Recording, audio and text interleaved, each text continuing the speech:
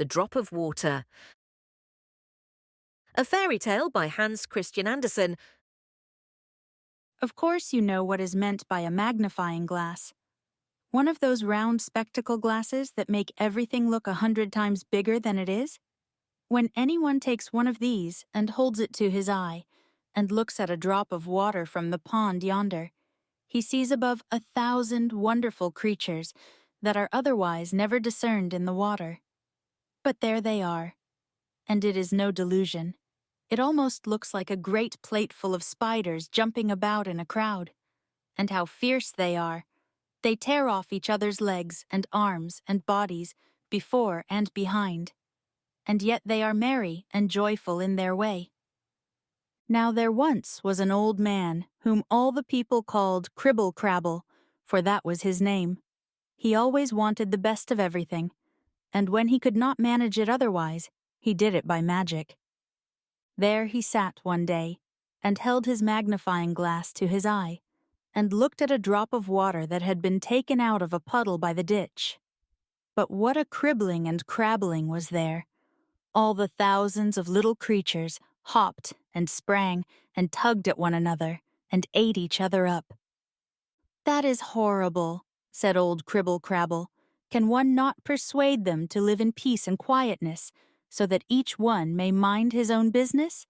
And he thought it over and over, but it would not do, and so he had recourse to magic.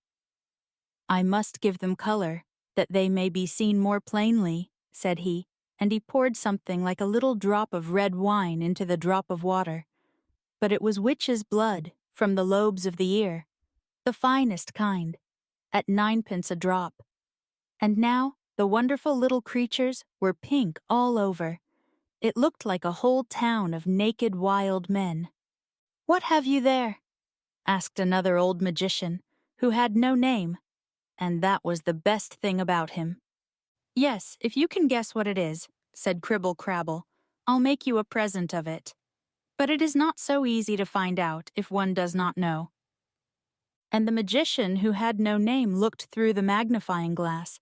It looked really like a great town reflected there, in which all the people were running about without clothes. It was terrible. But it was still more terrible to see how one beat and pushed the other, and bit and hacked and tugged and mauled him.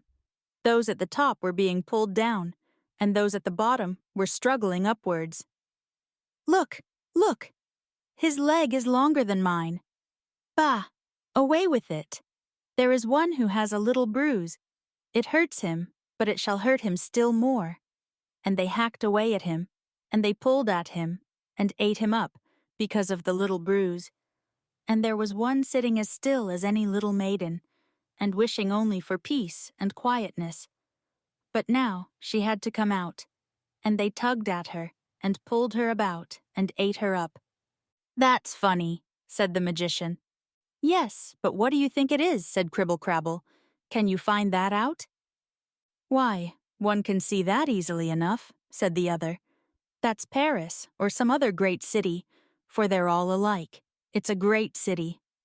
"It's a drop of puddle water," said Cribble Crabble.